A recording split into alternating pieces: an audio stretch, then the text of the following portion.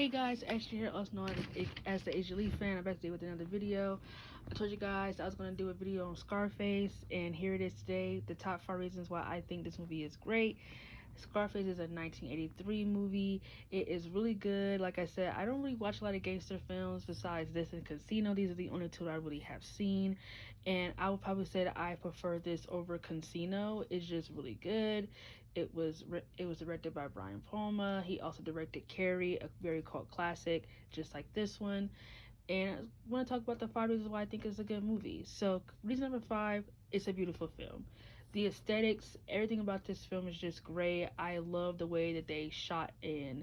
Actually, the film didn't really shoot in Miami. I just figured that out today when I watched the making of it.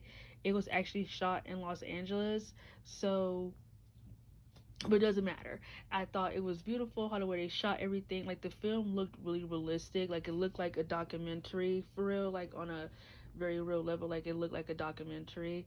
Some of my favorite shots in this film are probably when they shot in the club. The way everybody was just so bunched up together and had a very disco vibe, and the way that it had different color lights in there. You saw red, a little bit of green and blue.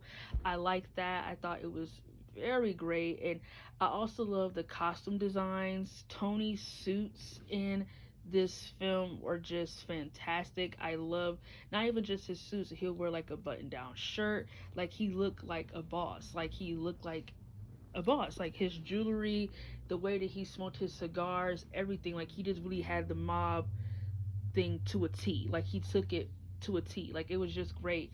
I thought Michelle Cypher's dresses looked stunning. I honestly love the green dress that she had on. The pink dress was beautiful too. Like it looked like a silk dress. I love the dress that Gia was wearing. I can't remember the actress' name. I love the little glitter dress that she had on that had a little slit in the back. I thought that was stunning. Like I just loved not also the colors, but I also love the the costume designs, and I love the set. I love how Tony's office looks with his cheetah and tiger rugs, and how the way he got the double doors and the red carpet leading up towards his desk. He has the patio outside. Out there, he has a tiger. Like he was a boss. Like I honestly love the way this film was shot. The way it was just a great film. Like I said, it looked so real.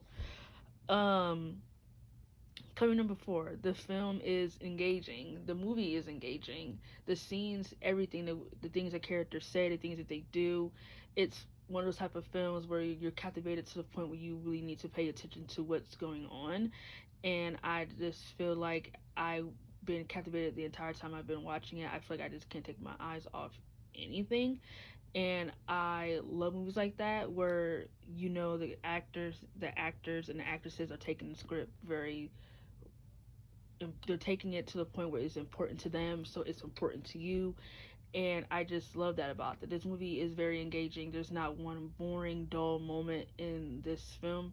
They kind of not rush the story. Like the story has great pace. There are no need to rush anything, and that's the type of movies that I like. It's just really engaging. Coming in at number 3, the story is interesting. I honestly love the story of someone from humble beginnings who doesn't really have much of an education. They don't really have much of no real background.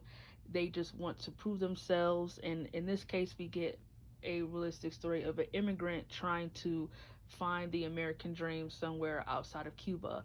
And Tony takes his opportunity, and he uses this opportunity to take advantage of it to get to the top.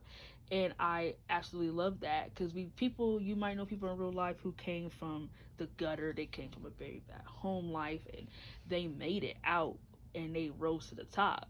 And there's so many celebrities out there who came from those type of backgrounds. One of my personal favorites is AJ Lee. She definitely came from a very bad background, very abusive home.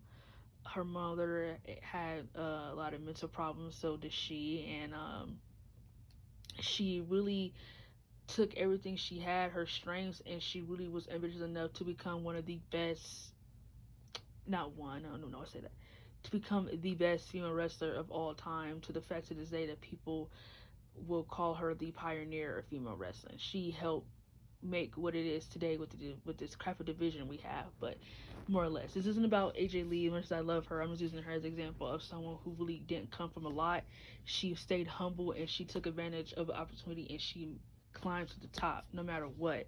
And I love that about Tony Montana. He took advantage of it, and sometimes you gotta step on a few toes. And I love how the guy was. He said, "Never underestimate someone else's greed." And it's crazy. People do get greedy, and they just forget who they are because they want to make money. They want that.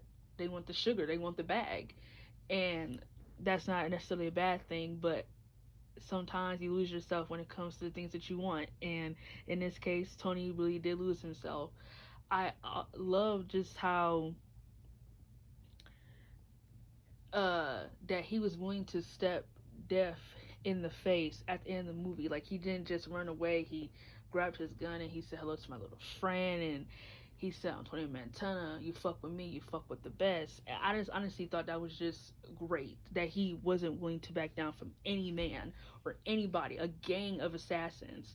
He was willing to stand up for himself, and even if he did die in the end, he knew he went out swinging, or he went out with a bang. How about that? Uh, Coming number two, the acting is great. Everyone in this film did a phenomenal job. Everyone took the script seriously. They did what they had to do with the script, and they didn't. It was no lazy performance of anybody. Everyone did what they were supposed to do. From people who only had like 15 minutes in the scene, or even Al Pacone, he was easily the best thing about this film. Everybody did a great job in this film. The acting was very serious, and it made you care even more because it was a lot of nuance, a lot of body language, a lot of everything that you're supposed to get from a character. And coming in number one, Al Pacone as Tony Montana. I didn't know until just now, because like I said, I haven't really seen a lot of his stuff. The only other movie I've seen besides this is Heat, and I absolutely love that movie. I'm gonna make a rant about that movie too, because I love the movie with him, Robert De Niro. uh I didn't know. I thought he had an accent. I thought he really, the way he was talking in this film, I thought that's how he really talked in real life until I watched an interview with him. I thought, like, oh, so he doesn't really talk like that. And I thought he was actually from Cuba originally, but no, he's actually from Bronx, New York. So I didn't know anything about uh that until now. I honestly thought in he was just trying to take away his Spanish accent so people could understand him better. But in here, he actually had to practice a Cuban accent for the role, and that's what I'm talking about. An actor just doing what they have to do. Al Pacone was amazing as Tony Montana. No one can replace what he brought to this character. He brought everything to his character, from the humble beginnings to not really having much of an education, to his rise to the top, to the drug addiction, the way he treats everybody, how he went from a guy who did care a lot about people and everything like that to someone who became very greedy, very selfish, very unsympathetic, and very narcissistic. It's crazy that he started having all those negative traits, but you still kind of wanted him to remain at the top. I know I can't speak for everybody, but I know I did. Even though he did start becoming very narcissistic, I kind of still liked him. Like, it was just kind of hard. Like, I still like the guy, even though he's an asshole. I still like him, and usually I don't like characters like that. But it's something about, I think it has a lot to do with Al Pacone. Like, I think he just makes the characters that he plays likable, and I thought he just did a great job. And no one else can play Tony Montana like Al Pacone. He just had so many great lines. Oh my god, he has so many great lines. Only got two things in this world, and that's my balls. And what did he say? My word and my balls, and I break them for no man. Like, that is something you can, like, seriously, like, take with you in life. Like, think about, like, I only got two things in this world, and that's my balls and my word, and I break them for nobody. Like, he really is just a very interesting character, and I really love that. So yeah, this has been the 5 reasons why I think Scarface 1983 is a great film. Let me know yours in the comments below, and I will eventually probably do like a deep character analysis on Tony Montana. But if I don't, it's don't expect it. But if I do, expect it. Thank you guys. Have a great day and have a peaceful morning or afternoon, whatever such. But love life, love yourself, and always think positive.